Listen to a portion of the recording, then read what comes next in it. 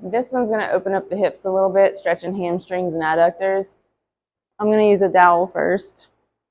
And we're going to spread our feet into a wide stance, about like this.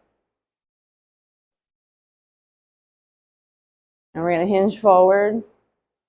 We're going to push the hips back, hinge forward, down as far as you can.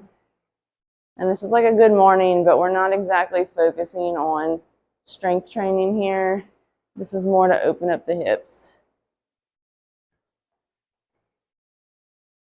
So you want to think of this one as a dynamic stretch. You want to focus on the stretch in the hamstrings and adductors.